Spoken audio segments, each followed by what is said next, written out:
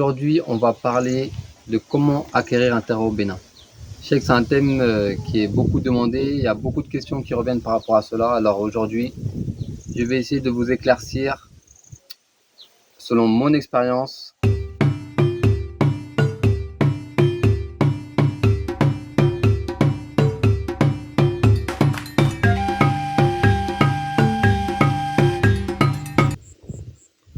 Premier point. Alors au Bénin, on a deux choix. Selon ton projet.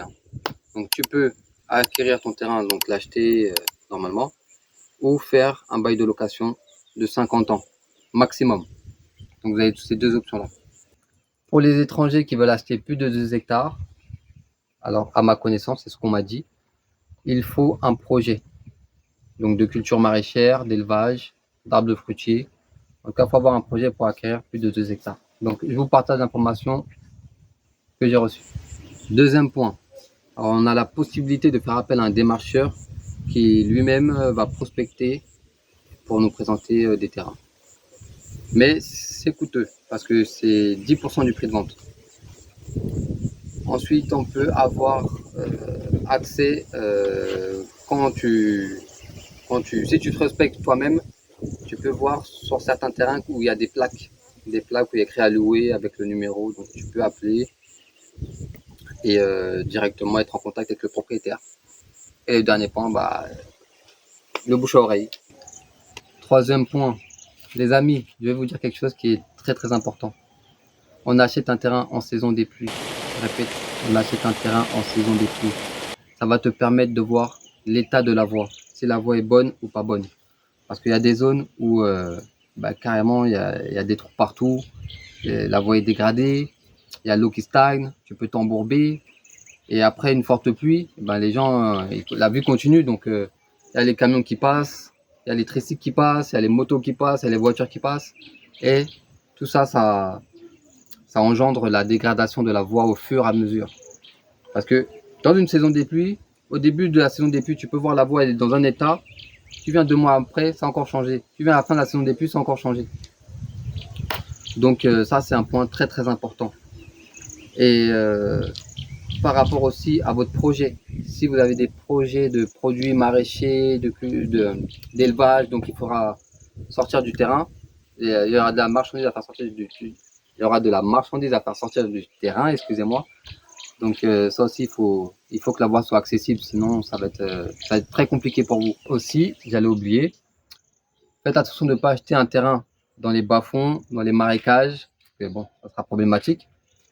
Et pourquoi aussi avoir un terrain au bord de la voie?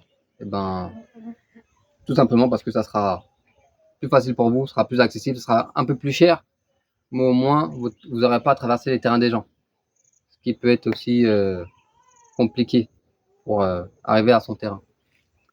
Quatrième point pour l'acquisition d'un terrain, imaginons que on vous fait visiter un terrain, il vous plaît. Tout de suite, du moins quand vous aurez le temps, vous allez à la mairie pour voir si le terrain est bien répertorié, si le terrain existe et si c'est la bonne personne qui prétend que le terrain lui appartient. Ça, c'est primordial, c'est très important parce que ça vous évitera par la suite que d'autres personnes viennent sur votre terrain vous dire que le terrain m'appartient. Ça, c'est des problèmes qui sont récurrents ici en Afrique. Donc, je ne suis pas la première personne à le dire. Donc, c'est quelque chose que je répète. C'est très important. Cinquième point, on va parler du levé topographique. Donc, imaginons, vous avez acquis votre terrain, ça y est, il faut faire le levé topographique. Alors, vous allez faire appel à un topographe qui va venir. Donc, moi, je vous conseille d'être là quand il fait votre levée. Parce que moi, quand j'ai acquis mon terrain, bon, faute de temps, j'ai pas pu être là. Mais le problème qui s'est posé par la suite, c'est que quand je me suis mis à rechercher les bornes pour que je voulais mettre d'autres bornes, en fait, je voulais remplacer les bornes de l'ancien propriétaire. Comme on est en saison des pluies, on a des bornes. Donc l'ancien propriétaire, il avait mis des bornes à 50 cm, certaines, pas tous, et tu as des bornes qui sont au sol. Donc pour les rechercher, c'est très compliqué, très compliqué. Donc j'ai dû faire appel au conseiller du chef du village qui lui connaît un peu le terrain de la personne et il m'a indiqué où étaient les bornes à peu près. Donc moi je vous conseille, vous achetez le terrain, vous venez avec le topographe, vous achetez les bornes en ville là et vous posez ça tout de suite. Comme ça au moins quand vous allez les rechercher, vous savez où elles se trouvent et vous n'aurez pas de complications par la suite.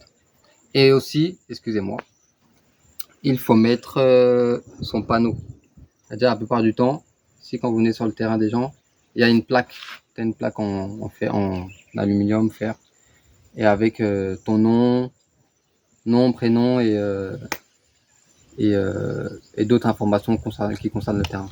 Donc je vous conseille de faire tout ça si vous pouvez le faire avec le topographe.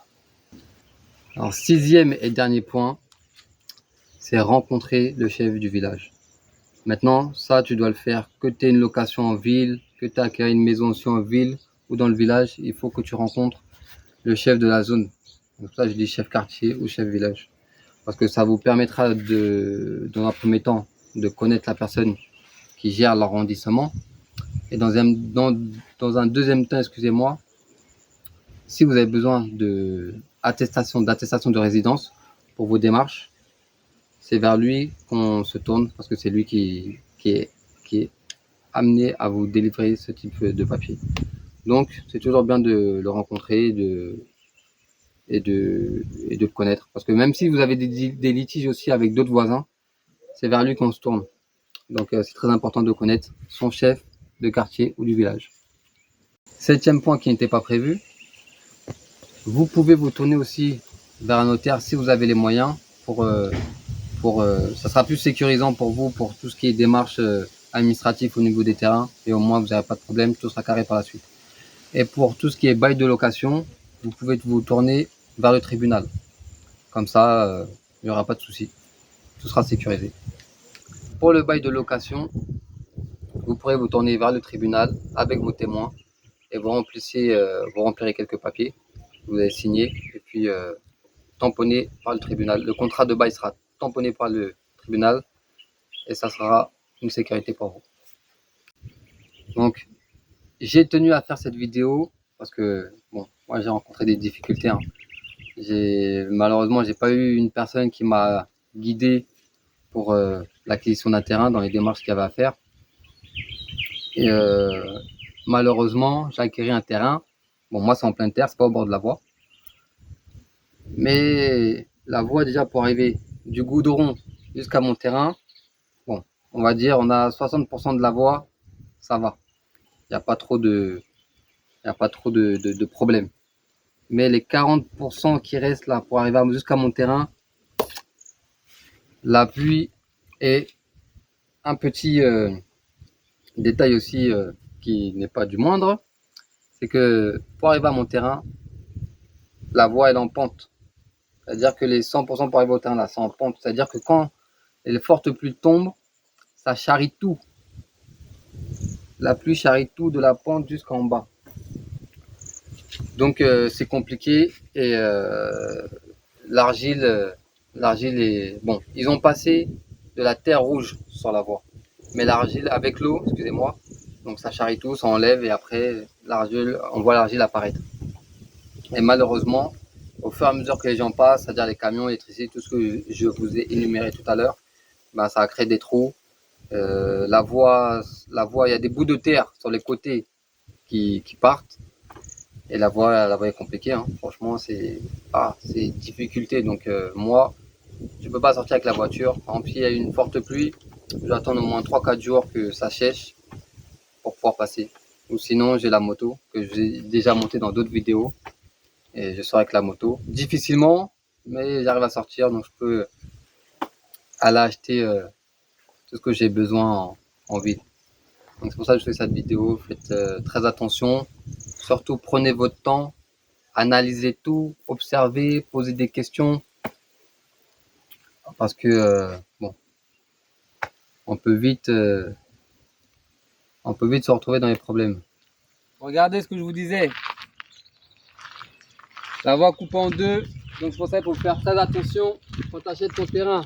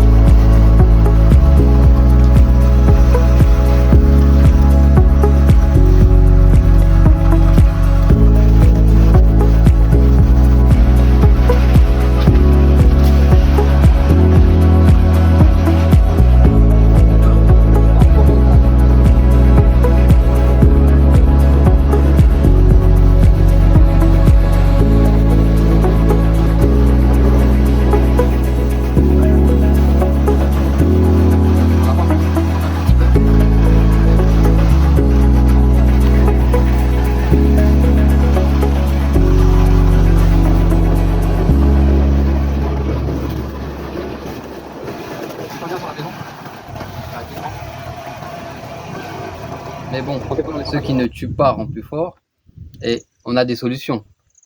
Parce que moi, par exemple, pour sortir de mon terrain, bon, je dois passer par une zone où il y a des techs, on va dire sur 100 mètres. Et il arrive au bout d'un moment, et ben là, il y avait de l'argile complètement. Donc, comme j'ai construit ma maison, j'ai les débris de gravat.